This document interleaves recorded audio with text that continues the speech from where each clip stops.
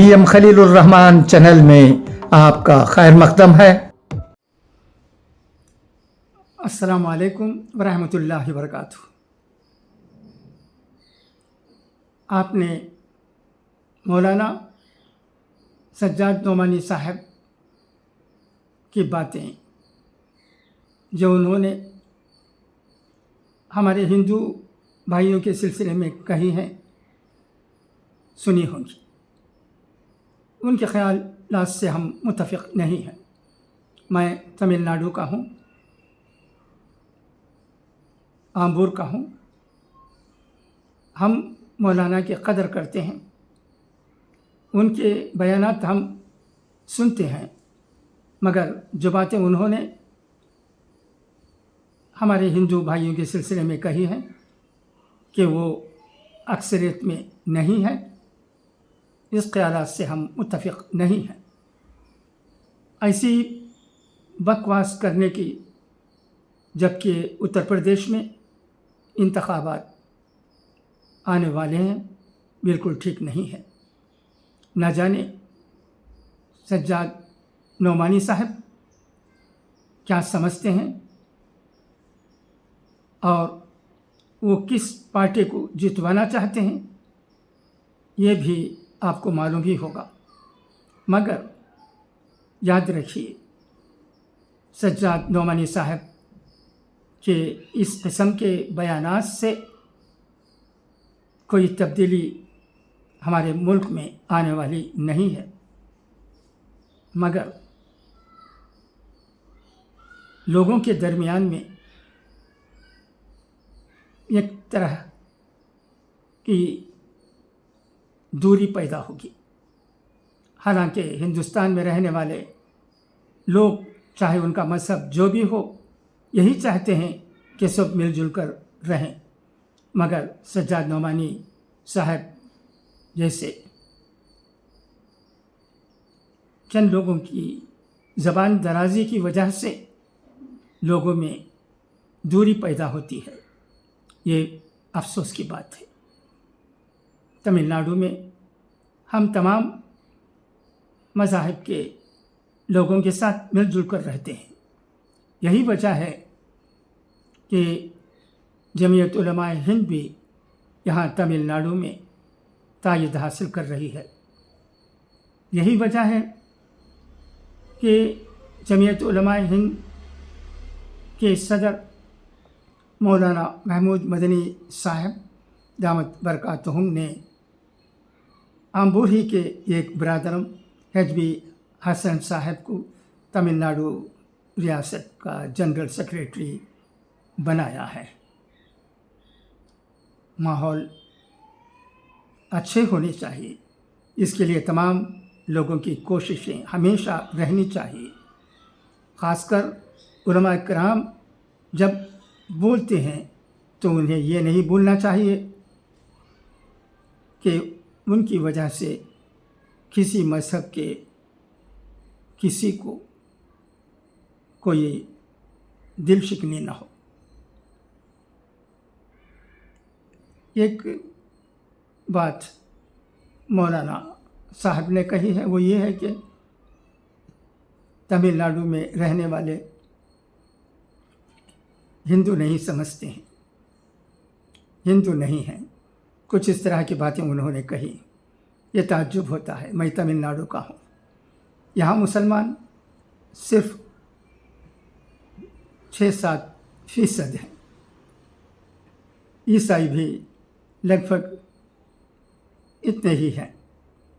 बाकी जो हैं वो हमारे हिंदू भाई भाई हैं, मगर वो हिंदू भाई बहनें ऐसे हैं कि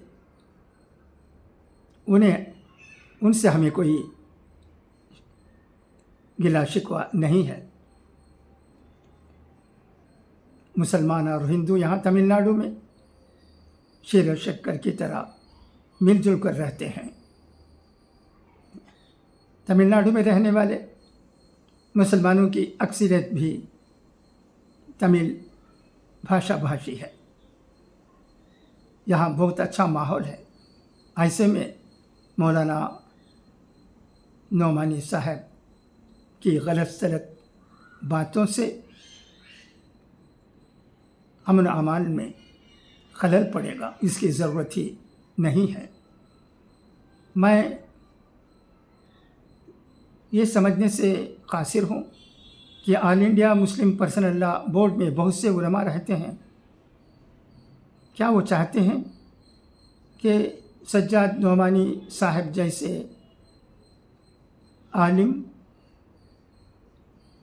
इस मुस्लिम पर्सनल लॉ बोर्ड में रहें? किसी भी तंजीम की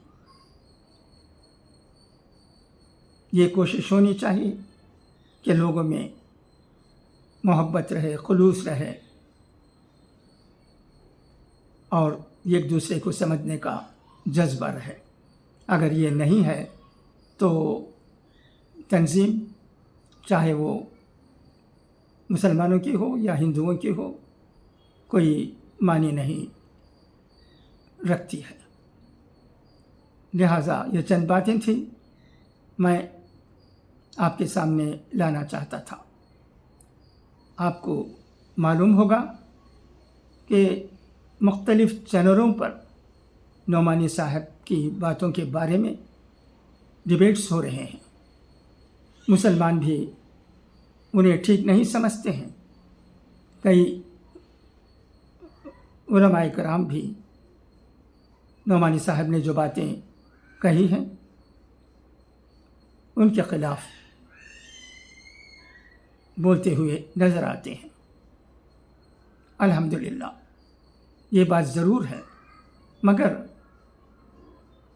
नौमानी साहब जैसे उलमाए कराम को सोचना चाहिए कि हमारे मुल्क में किस तरह लोगों के दरमियान खुलूस, मोहब्बत, अमन अमान ज़्यादा से ज़्यादा हो सकते हैं।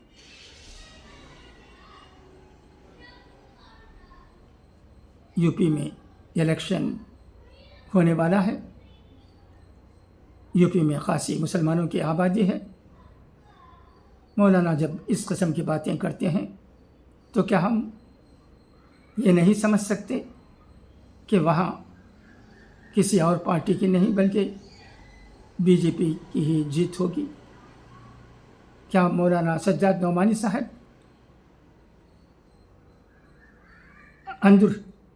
अंदरूनी तौर पर इनडायरेक्टली बीजेपी को जिताना चाहते हैं? वो क्या चाहते हैं मुझे इल्म नहीं, मगर मैं ये भी जानता हूँ कि बीजेपी की जीत होगी, मौलाना जो भी कहे या ना कहे, क्योंकि कांग्रेस में अब वो दम नहीं रहा है। इसमें वो लीडरान नहीं हैं जो मुल्क मिल्लत के लिए मिलजुल कर काम कर सकें। कहीं साउथ इंडिया की एक दो